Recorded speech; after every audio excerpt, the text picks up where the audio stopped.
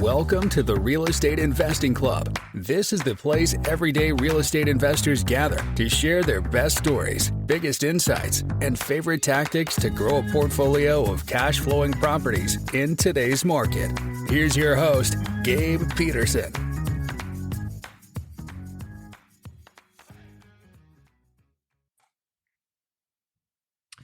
All right. Welcome back to another episode of the Real Estate Investing Club. It is a sunny Tuesday here in Seattle, and we have Jorge Contreras. Jorge, I did not ask how to pronounce your name. I hope I got that right. That was good. That was good. Okay. We got Jorge on here with us. Jorge is an expert in short-term rentals with Airbnb, so we're going to deep dive into that. Jorge, thanks for hopping on the show. Hey, appreciate the opportunity, Gabe. Thanks for having me on. Absolutely. I told you before we got on here, we like to start with stories. We like to hear how people got to where they are today. So why don't you take us to the beginning of your story? How'd you get started in real estate? Absolutely, man. So I started my first business when I was 20 and I was a professional dancer, was doing really well. Nice. Teaching Latin dance all over the world, 25 countries plus. Had created about 8 streams of income from group classes, privates, choreographies. My partner and I would put on 2 of the largest Latin dance festivals in Los Angeles every 6 months for about 12 years. We'd have 2,000 plus attendees. Really good business. I had some leverage, but not completely. But I always refer to that business as my job. So whenever I say, oh, when I got out of the rat race, that was like my rat race, right? Because I ran the business like a job. And if I stop working, money stops coming in. And so, yeah, it got to the point where I was just overworked, wasn't taking care of my body, my health. Ended up herniated a disc in my L5S1. And then on November 11th of 2012, I had a back surgery. Oof. And the day before the back surgery, the surgeon said it would be a 50-50 chance I'd ever walk again. Oh, man. So at the time, obviously, I needed my body in order to make money. And I was like, man, how do I make money with my mind, with my brain, rather than my body? And I was like, I know I'm going to be fine. I know I'm going to walk after this, but like, I just need to start thinking differently. And how do I make passive income? How do I make money without trading time for money? And that's really what led me down this path, man. It inspired me to just think differently, right? I was like, I don't see myself living like this for the rest of my life, being in my 40s one day where I'm running these nightclubs and getting home at 4 a.m. And so, yeah, that led me down the path of real estate. I purchased my first house in 2012, did some house hacking, rented the rooms out to live for free.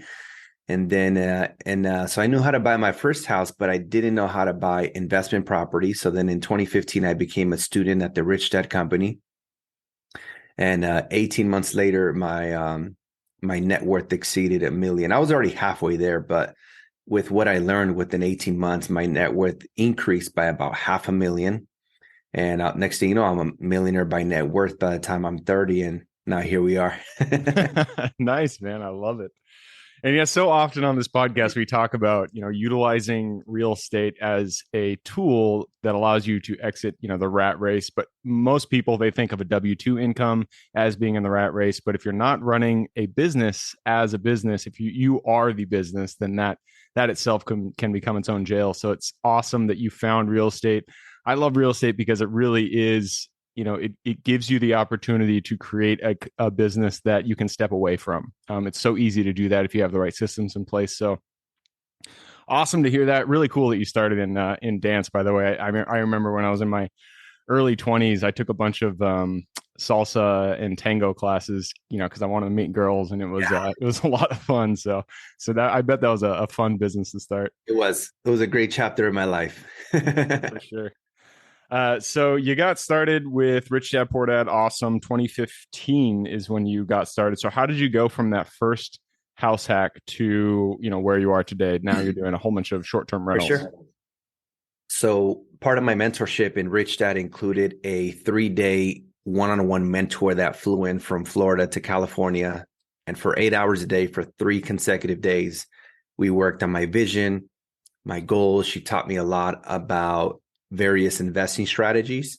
But the biggest mindset shift I had was thinking that all debt was bad. At the time, I was sending my mortgage payment. And in addition to it, I would send an additional $2,000 to $5,000 a month to the principal.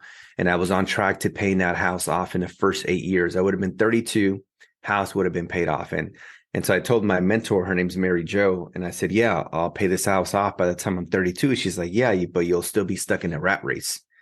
And I was like, well, what am I supposed to do? She said, if you want to become, create long-term wealth, she said, what you should do, and she broke down the numbers, how much I owed, 80% loan to value. She said, you can take out right now $160,000 tax-free, utilizing a refinance cash out. And I want you to go and buy 2 properties. So that's what I did. I bought 2 single-family homes. I did some house hacking. So I did a split ADU conversion on both of those units. So 4 units now. And I lived in one. I Airbnb'd the other, lived for free. The other house, I bought it for my mom. 1 unit she lived in. The other split unit I did with an ADU. I put that on Airbnb, and that covered that mortgage. And the previous house, I turned it into 3 units. So I went from having like 1 house to 7 units, like within months after the mentorship. Well, not within months, within those 18 months. And then, fast forward in 2016, one of my dance students introduced me to Airbnbs. She told me how she was making 3.5 times more with Airbnb than what she was making with long-term. So I'm like, what is this Airbnb thing? So in March of 2017, I launched my first 4 units, right? 2 of the first property, and then the other 2 that I did some house hacking. And I went from making $1,500 per unit with long-term tenants to $3,500. So from $6K to $14K. And that's when I realized I was out of the rat race. I'm like, man, I'm making enough profit every month that it covers all my living expenses. I don't really need this dance gig, and I don't really want to do it anymore. I was kind of over it. I was ready for a new chapter. And that's how it began. And then, fast forward 2019, the goal was to retire my wife from her 6-figure law enforcement career. We were 4 months pregnant, and I didn't have the money to go and buy 3 properties. We calculated that we needed about 3 Airbnbs to replace her 6-figure job. So that's when I learned about Airbnb arbitrage. Just got to pay the rent, the first month, the furniture, get permission in writing from the owner. And that's what we did. And then she never went back to work. Nice. So now we do a combination of purchasing, subleasing, co-hosting. We're also doing some new developments now through like syndication structures. But the main thing for the last 6 years has been all short-term rentals. Very cool. Very cool. There's a lot to dive into there. I think let's start. You've mentioned arbitrage. I want to go into that. Actually, let's start there, because there is kind of an evolution when it comes to investing. You don't start, or most people don't start at the very end buying 120 unit apartment complexes. They start at the beginning. They start with wholesaling. They start with single units. So let's talk about the evolution of short-term investing. Absolutely. It starts, as I understand it, I don't do short-term, but as I understand it, it starts with arbitrage. So go into that model. How does it work, and why is it good for new investors? Absolutely. So Airbnb arbitrage is the process of where you rent a property from a landlord, and with their permission, you re-rent it as a short-term rental. It's like becoming the bank, right? Like if I walk into the bank and I deposit $10,000 and they pay me like close to nothing, and then you go in there and borrow those $10,000 from the bank, which is really my money. They might charge you 10% for whatever, a car loan or a business loan, personal loan, and the bank is making the difference. And, so it's the same way, right? We are essentially becoming a bank. We rent the property for say $4,000 a month. And if we can make $8,000 a month on Airbnb, then the difference is our profit, after we pay for cleaning, utilities, rent, things like that. So that's how that works. And, a lot of people will say, well, Jorge, why wouldn't the landlord just do it themselves? And I always give them the example, right? When you go to your favorite restaurant, barbershop, or when ladies go to a nail salon, the people who own the business typically don't own the real estate, and they never think to themselves, oh, I could make a lot of money with this restaurant. Maybe I should just start a restaurant, right? It's like, no, 95% of the population in the US are employees, and therefore they have an employee mindset, which means they don't know how to hire, delegate, automate, build systems or SOPs. Like they don't know how to do that stuff. That's why they don't go into these intense operation, businesses. They just want mailbox money. So that said, Airbnb arbitrage is a great way for beginner entrepreneurs, for beginner real estate investors who don't have the money to buy, but want to get started. And it's the fastest way to replace a 9-to-5. Because if you're going to buy a property with 20% down as an investment to do short-term rentals, with that same amount of money that you would buy one, you can arbitrage 5. and you can make, 10K a month rather than 2K a month in profit. So I always tell people my goal for everybody is to own as much real estate because that's where you get all the benefits. That's where you create long-term wealth. But again, most people don't have the capital to go and buy 3 properties to replace the 9 to 5. That's where subleasing comes in. Yep. And so when subleasing properties, the most important thing is that you find a property in a good location. So how do you choose which properties, if you want to do the arbitrage model, how do you choose which ones to go after? How do you start finding those owners who may be interested in subleasing their property? Absolutely, Gabe. There's a website called AirDNA.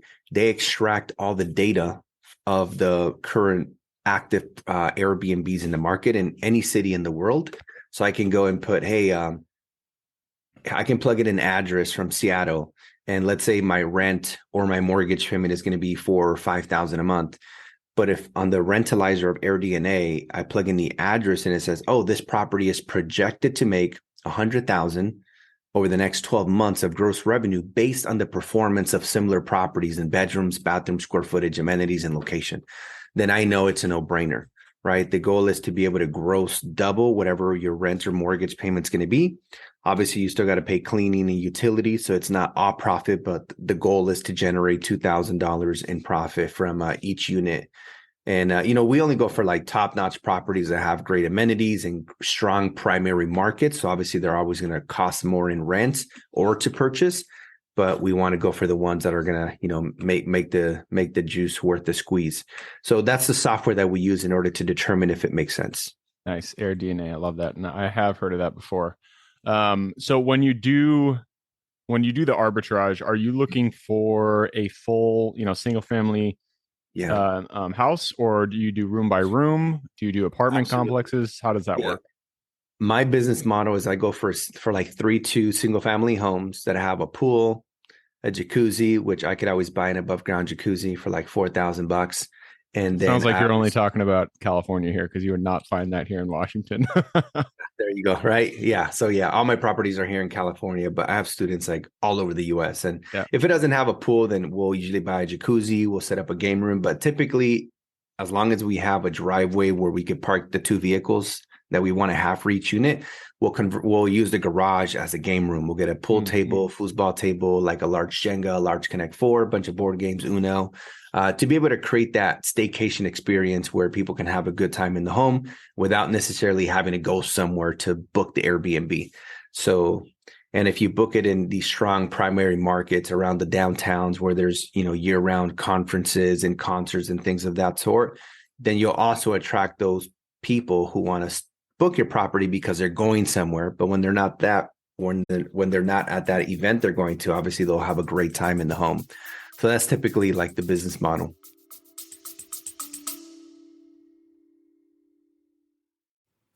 Before we continue on with today's guest, I want to tell you guys about a community I'm launching on School to help investors like yourself grow your own portfolio. In this community, you'll get access to all the docs I use, all the systems I've built, everything I've used to grow my own portfolio, as well as instructions and guidance on how to get out there and find great deals, how to finance those deals, and then how to manage them for great returns. Since we're just launching it, the price will be set at a measly $20 per month, and whatever price you join at is the price you'll have for life.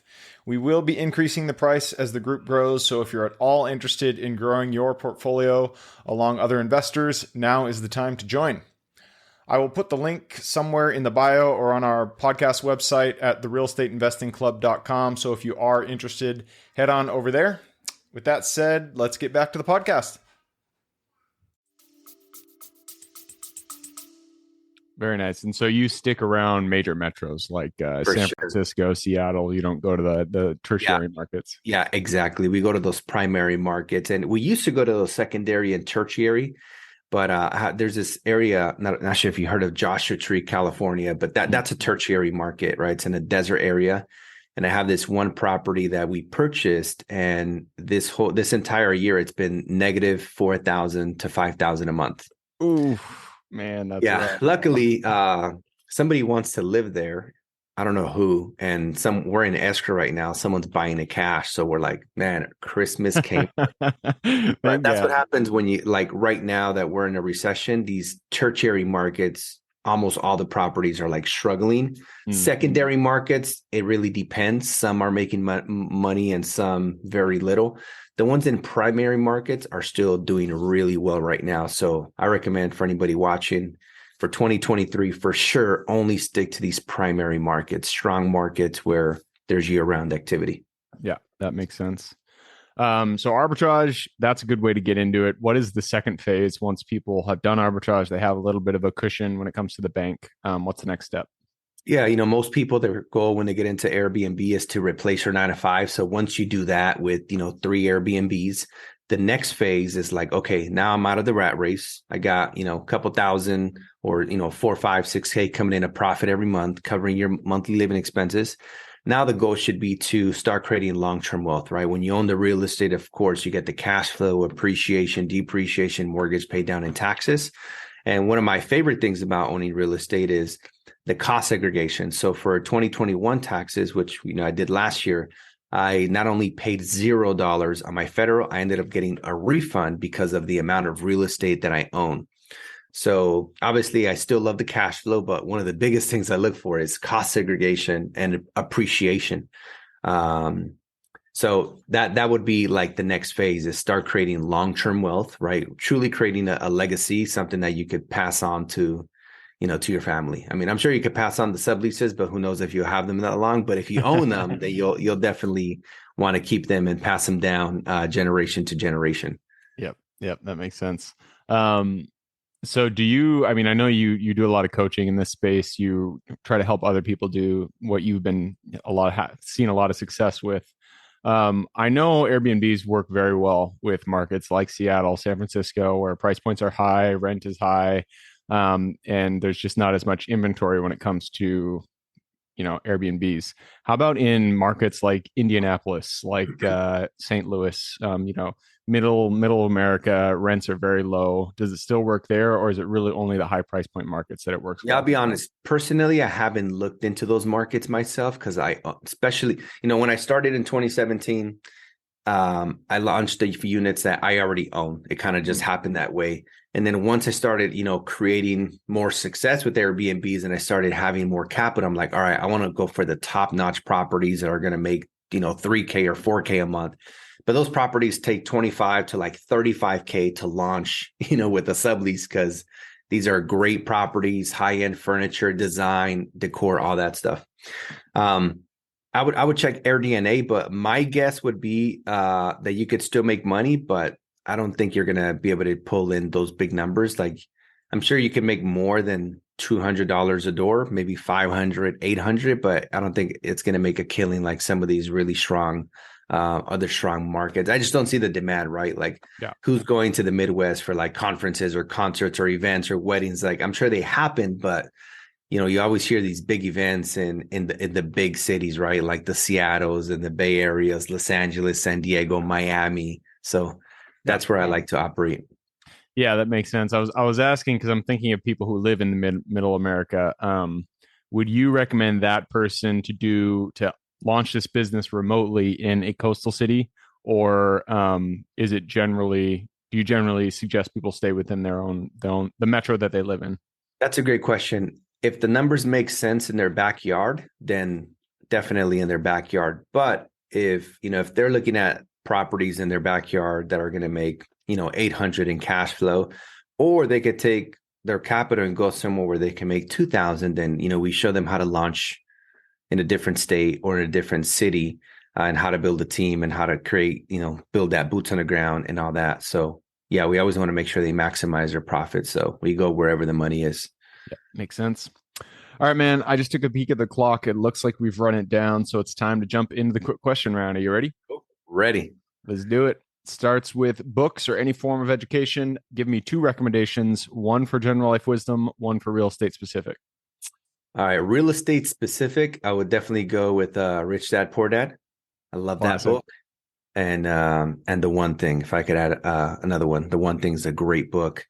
Life wisdom, I would say The 4 Agreements is a really good life book for sure. Yeah. 4 Agreements, that was one of my favorite kind of like self-help type of books back in the day. It's Yeah, it's another classic. And The Alchemist. Oh man, you're speaking my language. I love it. Yeah. Moving on to the next question. This is for your younger self. So let's go back to the Jorge who was still working in his dance business. Go to him, look him in the eye, give him one piece of advice moving forward. I would say, Jorge, you are going to be rich. So go and do it as quickly as possible so that you can enjoy it for as long as possible with the people you love. Man, I love that. So many people on this podcast, their advice is they wish they started earlier. I feel like that kind of echoes that same sentiment. So if you guys are out there, you're thinking about getting into real estate, just do it. Pull the trigger. Check out Jorge's website if you're interested in arbitrage, or you can do any of the other asset class we talk about here. But just don't waste time. Get out there, get it done. Yes. Moves us to the next question, and this is about your business. The people who work with us are how our businesses grow. So what are the first 3 positions you hired for, and would you do it differently if you started today? First position I hired was a virtual assistant in Mexico. Then I hired a social media manager in the Philippines. And then I brought in a salesperson to take over like the enrollment calls. And yeah, I feel like that was actually the perfect way to do it. I feel like you're a VA that could do general stuff. And then social media is kind of like the first 2 hires that you need to start, delegating those necessary but tedious and lower income activities. Yeah. VA. I feel like everybody says they started with a VA, and I think that is the right thing to do because, man, it's amazing how much stuff they can take off your plate, and it's really not that expensive. So if you guys are out there, you haven't got a VA yet, get it done. Go get one hired. Yeah, check out Upwork.com. You can hire VAs anywhere in the world. Pretty awesome site. Yep. Next question is about the metros, about the US. It's a big place. There's a lot of opportunity out there. What is the metro you're most excited about investing in today? Some people might be surprised, especially in the commercial space, but we got 2 developments that are syndications in LA, like in the mid-city area. And I'm really excited about doing these developments. And we're doing them specifically in LA because my partner, he knows, the cities and everything like the back of his hand. He used to work for some really large firms. And while he worked there as a W-2 employee, he did about 1.6 billion in development, charter schools, apartments, like all kinds of stuff. And so he quit his job and now we're doing it for ourselves. So we have a 4-unit and a 6-unit. The 4-unit, we already closed. We already raised all the equity. The 6-unit, we opened escrow a couple of days ago. We're about to start raising the equity tomorrow on the webinar. But yeah, I'm really excited about doing these developments. Very cool, man. Congratulations. That is exciting. Thanks. Yeah, and that's going to be, depending on the, because obviously these are a couple year projects. So depending on what the regulation is when we're done, will determine how many are short-term versus midterm versus long-term units. Yeah. And that is the thing about short-term rentals is that the laws change so often. Yep, so absolutely. That makes sense. Okay. Moving us on to the next question. And this is about finding deals. Every real estate transaction starts with actually finding the deal. So what is your favorite way to find good deals? Zillow. Zillow. All right. You're the first person to say that, surprisingly. Yeah, Zillow, because that's where all the properties are available for rent. For the subleasing side, right? On the purchasing side, man, it's everything. We've found like these 2 developments. Actually, I found them on Redfin, but they were on the market, and a lot of people maybe weren't thinking about the strategy that we specifically went with. So I think that maybe gave us an edge. We've also bought some deals from wholesalers, off market directly from sellers as well. But yeah, it's a little bit of all. Nice. Well, yeah. And I like that you said Zillow because nobody said that because nobody's come on and talked about arbitrage. So if you guys are out there and you want to do arbitrage, just check out Zillow. That's where really you're just renting a property and then re-renting it after that. So I'm glad you said that. I'm going to move us on to the next question. And this is about mentors. None of us are islands. We all stand on the shoulders of giants. So who is one mentor who has contributed significantly to your career today? I would say Tony Robbins has made a huge difference in my life. I still have a board that I created here. Let me pull it up real quick. I went to his business mastery in August of 2017. Oh, very cool. Wow, nice. Board, like all the biggest takeaways. And it's almost 6 years ago, but some of these things are just now applicable. So Tony Robbins, definitely up there for me on the list. I love it, man. All right. And that brings us to the second to last question. This is about your own Superman strength. We are all gifted with strengths that we uniquely provide this world. What is your Superman strength?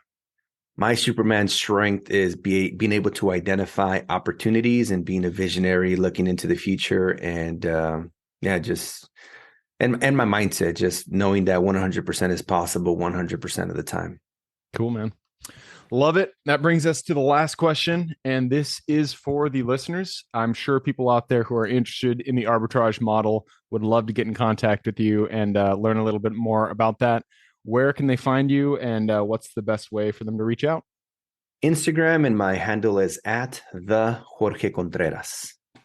All right, and that is the Jorge, Jorge, Contreras, Contreras. I'm really sorry for it's a horrible accent there, but yeah, and make sure there's a the at the beginning, THE, and there is a bunch of fake accounts. So I think I have about like 147,000 followers. So just make sure it's that one, and just know that once you follow it, there's going to be a bunch of fake accounts that follow you because we're still working on that verification. All right, I will put that link in the show notes. So if you guys want to reach out to Jorge, just click a little more in the description. It'll pull down the full description, and in there you can find Jorge's URLs. All right, man, that wraps it up. Thank you very much for hopping on the show. Thank you, man. Have a great one. Be in touch. Absolutely. For everybody who's here with us today, thank you for hopping on the show today. You are the reason we do this. So if you guys have any questions whatsoever, reach out to me, Gabe at therealestateinvestingclub.com. Other than that, if you guys want to support the show, give us a like, subscribe, all that jazz. And I hope you guys have an absolutely fantastic week. Keep rocking real estate, and we'll see you on the next episode. All right, before I officially sign off, I have a quick announcement to make. If you're interested in becoming a passive investor in one of my deals, my own company, Kaizen Properties, is looking for capital partners for our upcoming projects. We invest in what are known as recession-resistant assets, mainly self-storage facilities, mobile home and RV parks, and industrial properties. If you're interested in investing and would like to learn a little bit more about my company, our investing criteria, and some of the previous projects we've done, go to the Real Estate Investing Club podcast at therealestateinvestingclub.com and scroll all the way down to the bottom of the page. Click on the Invest With Us button. That'll pop up the investor form. Fill that out, and we will reach back out to you as soon as we can. Or if you prefer a little bit more of a personal touch, you can reach out to me at Gabe at therealestateinvestingclub.com. So really, that is it. Again, it was a pleasure hanging out with you guys during this episode, and I look forward to seeing you on the next episode.